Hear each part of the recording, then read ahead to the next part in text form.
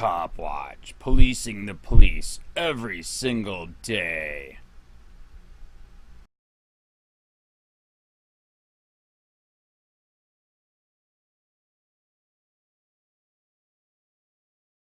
James Mclynas for Sheriff of Pinellas County. 2 HRS. Pinellas County, Florida Sheriff Robert Gualtieri's massive criminal fraud complaint filed with the FDLE.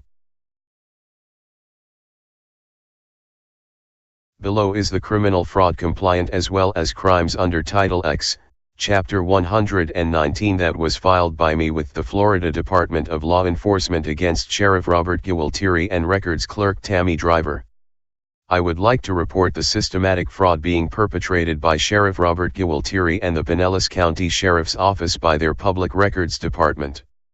I have just taken the deposition of Tammy Driver, a 29-year employee of the PCSO, and within that deposition she admitted the following.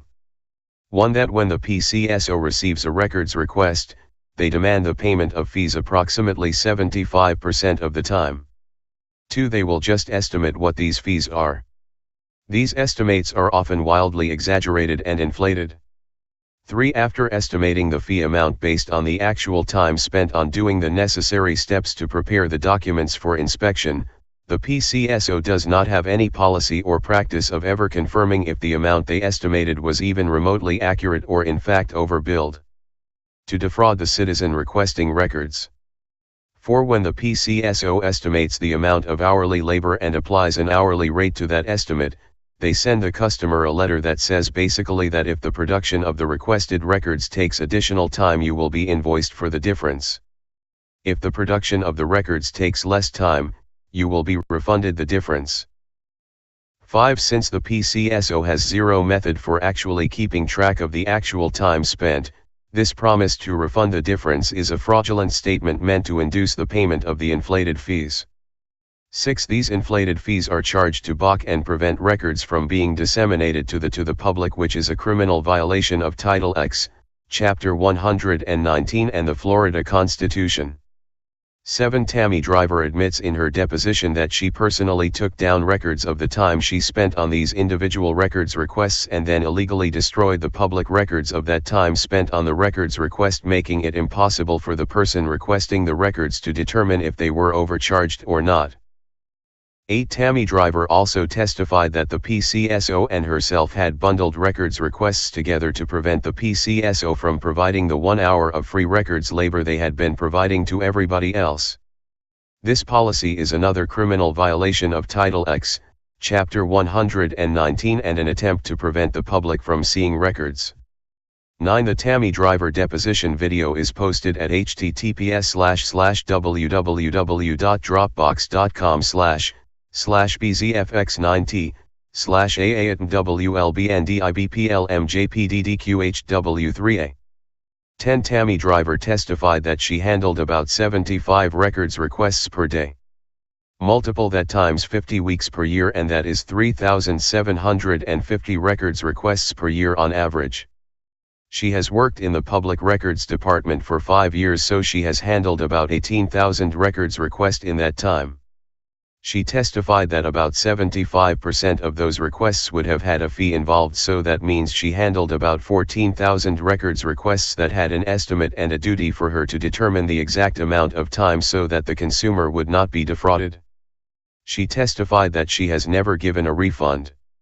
It is impossible for anyone to have guessed the exact number of minutes for 14,000 records requests and never gotten one of them wrong. 11. She also testified that the PCSO and her boss Molly Taffy had never instructed them to keep track of their time when conducting the actual records search, and therefore, the systematic overcharging by the PCSO is a calculated and intentional fraud upon the citizens. 12. Pam Bondi has stated in multiple AG's opinions that unless an agency can document exactly what time or costs are involved in producing a requested record, no charge can or shall apply.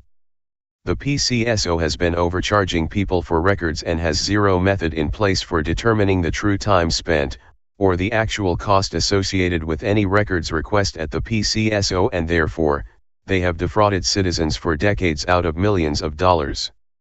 I am asking for a full investigation of this massive fraud on behalf of myself and all of those people who had requested and record and were asked to pay a fee or actually paid the fee over the last 20 years.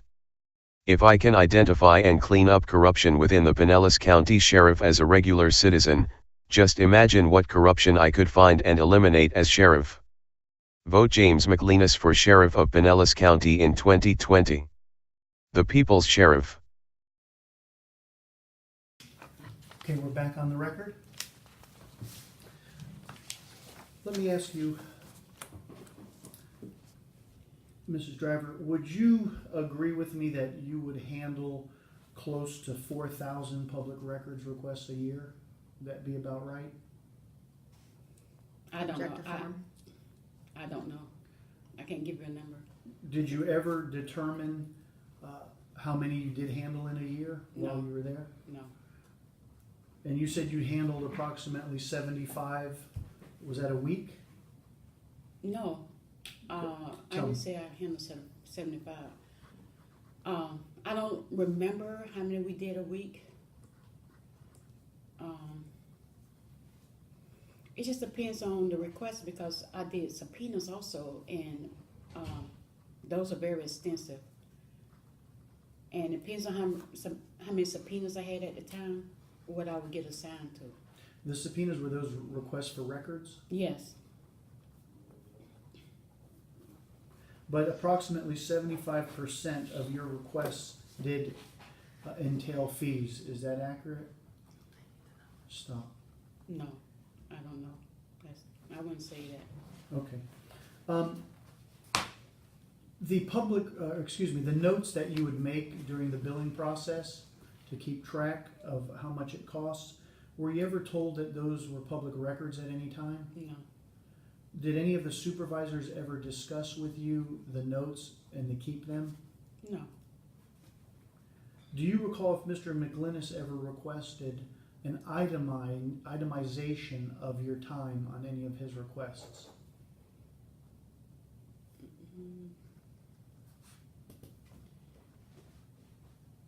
It sounds familiar. And how would you be able to itemize it if you didn't keep your notes? Well, it depends on the request. I would have it at the time. When would you destroy those notes?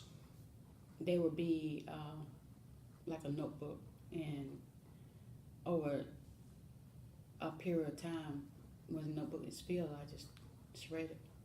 What about the other public records individuals, the specialists? Did they also keep notes? How did they do it? I don't know how they did it. Was there ever any guidance as far as you keeping the notes or destroying them No. in your department? No. Now, when you went into ACES, were there ever two separate sections if you requested a particular individual's name where reports would be in different sections of ACES? There's a master window, and all the reports, like for an address or a person's name, would be under that master window. Was there ever a different section in there where you had to retrieve records other than through the master window? Yes. Okay, Depends on. what are those other sections? I mean, there's a lot. It depends on what the request is. Is if you're asking for all trespassing reports, it won't be. You have to do a search. Just depends on what the request is asking for. If there were what were deemed highly sensitive information, would that be in a separate section? Yes. A lot of times we're not even able to see it. Would something alert you that there's something there where you can then go to a supervisor? Not that I remember. Did Mr. Mclynas ever request from you a breakdown of the bundled amounts, meaning the bills that were bundled for a week or longer? Yes, I think he did. Did you ever provide him a breakdown of those individual bills that were bundled? I can't remember if I did or not.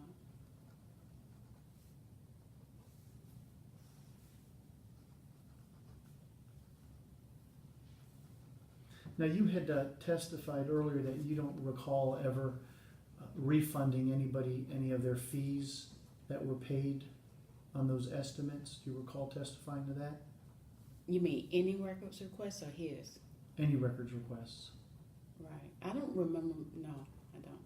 How was it that you were able to exactly estimate that many requests where you were right on point? You didn't have to refund money. I don't think anything was paid on those that was bundled together or gathered in a week. No, I'm talking about in general. Public records requests. That were Okay, in made? general, he, like I said, with the request that I had, his was the only one that I did by weeks. Let's talk about any requests that you received from anybody. Did you ever refund them any money for what they paid the estimate because the estimate was off? Not that I remember, no. So how was it in all those years that you were in public records that you were right on point with every single amount for every public records request? It's not right on point, it's an estimate. Well, let me ask you this. If you would have estimated on a particular request that it would be $100 and it turns out it was $75, why wouldn't those people get their money back? They would have. Did you ever do that? Not that I remember, no. So how were you so accurate is my question in your estimates? Probably they did. If I have not asked for any refunds back, then they most likely didn't pay. I'm talking about those that paid.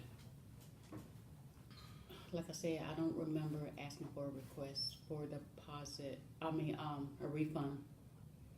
It's just an estimate, a generalized estimate on how many pages that was provided, the redaction that was involved, and the format of how they received the records.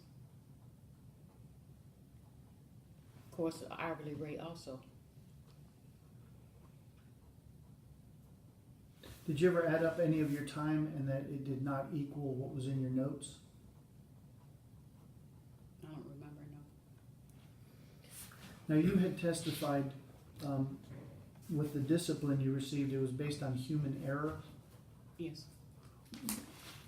What were the circumstances around the human error? Did you just not open the emails, or did you open them and forget about them? Tell us about that. At the time, I was working on several other requests, subpoenas, and some of his older requests, and the procedure was to handle your older requests first before you work on a new request. And they kind of got, basically, like, with my workload, I was overwhelmed with a lot of requests, and they got kind of, I think they were a knowledge, like I can't remember, it depends on what the requests were and what I did at the time, but just human error, just forgot to do them because I was working on other stuff, on other requests that I had, and some of his older requests. I had a lot. Now, let's go back to your notes that you would take time-wise. Would you add up that time at the end and compare it to the estimate, or no? I don't understand what you mean, why compare it to the estimate. For instance, you give an estimate for $100. Okay. You then start to redact, and you got your little sheet there, and you're making your notes. Would you add up all that time and then compare it to the estimate, or no?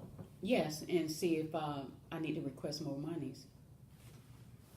And you don't recall ever a time where you had to refund money because your time was less than the estimate? Objective form's been asked and answered several times. You can answer it. I just don't remember.